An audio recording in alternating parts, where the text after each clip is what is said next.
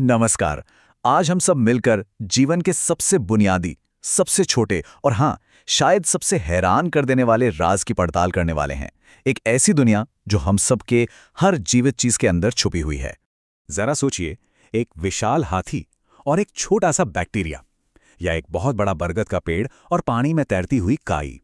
दुनिया में जीवन के कितने अलग अलग रूप हैं, है ना? लेकिन इन सब में बिल्कुल अंदर तक जाकर देखें तो एक ही कॉमन ब्लूप्रिंट है, एक ही बेसिक चीज है जो इन सबको जिंदा बनाती है। और वो बिल्डिंग ब्लॉक है कोशिका, यानी कि सेल। ये इतनी इतनी छोटी होती है कि हम इसे देख तक नहीं सकते, लेकिन फिर भी ये अपने आप में एक पूरा यूनिवर्स है। खाना, सांस लेना, बढ़ना, जिंदगी के सारे कमाल, सारे चमत्कार बस इसी एक नन्ही सी यूनिट के अंदर होते हैं। तो सवाल ये उठता है कि हमें इस छोटी सी दुनिया के बारे में पता चला कैसे? मतलब ये तो एक ऐसी दुनिया थी जो हमारी आंखों से पूरी तरह छिपी हुई थी।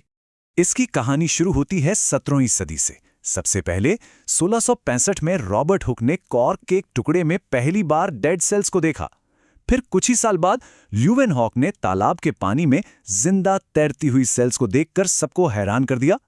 फिर कहानी आगे बढ़ी। 1831 में रॉबर्ट ब्राउन ने सेल के अंदर न्यूक्लियस यानी केंद्रक को खोज निकाला, और इन्हीं सब खोजों ने मिलकर श्लाइडन और श्वान के उस मशहूर सेल थ्योरी की नींव रखी। ये सब मुमकिन हो पाया सिर्फ एक टेक्नोलॉजिकल इन्वेंशन की वजह से, माइक्रोस्कोप।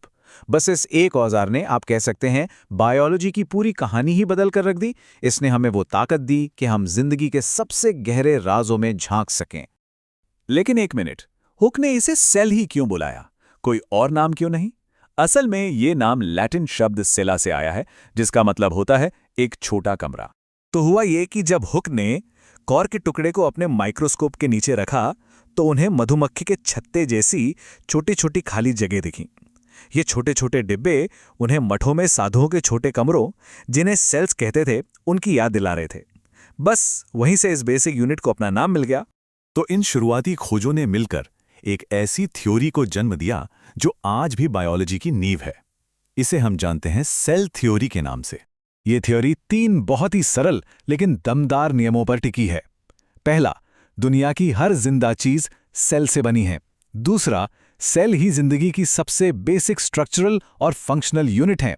और तीसरा, जो उस समय के लिए एक बहुत बड़ी बात थी, कि हर नई सेल हमेशा किसी पुरानी, पहले से मौजूद सेल से ही पैदा होती है।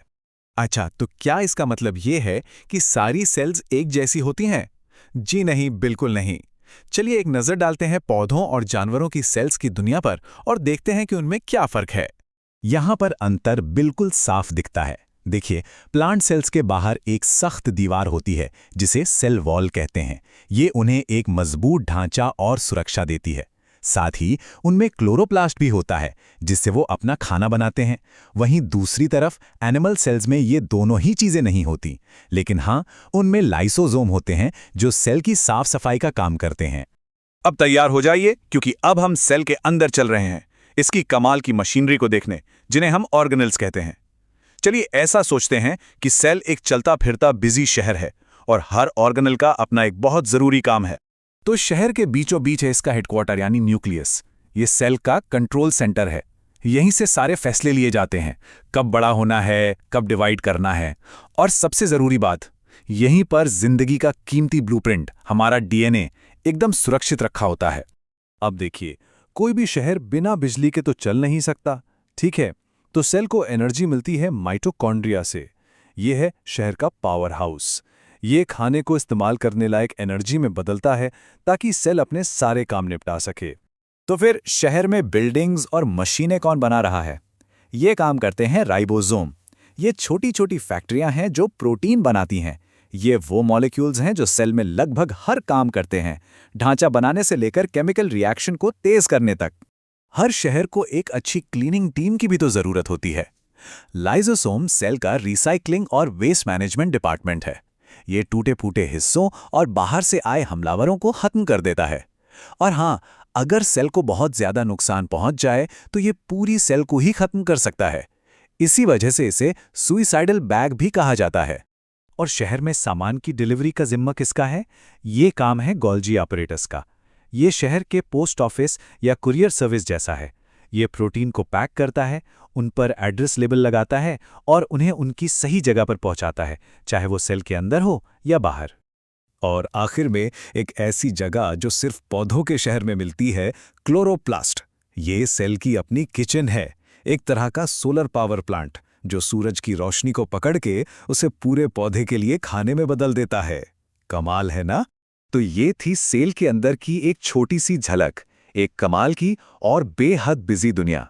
अब चलिए थोड़ा जूम आउट करते हैं और इस पूरी तस्वीर को समझने की कोशिश करते हैं कि आखिर इस सब का मतलब क्या है। जरा इस बात पे गौर कीजिए, हर एक सेल अपने आप में एक पूरी जिंदगी है, लेकिन जब खरबों सेल्स एक साथ तालमेल बिठाकर काम करती हैं तो वो कुछ बहुत ही असाधारण बनाती हैं, जैसे कि हम सब। ये टीम वर्क, यही सहयोग ही तो जीवन की सबसे बड़ी खूबसूरती है। और ये हमें बहुत ही गहरे सवाल के साथ छोड़ जाता है कि आखिर कैसे ये नन्ही नन्ही फैक्ट्रियां मिलकर जिंदगी की इतनी बड़ी और खूबसूरत वैरायटी बना देती हैं जो हम अपने चारों ओर देखते हैं। ये कुदरत के सबसे गहरे राजों में से एक है। इस पड़ताल में हमारे साथ शामिल होने के लिए बहुत बहुत धन्यवाद।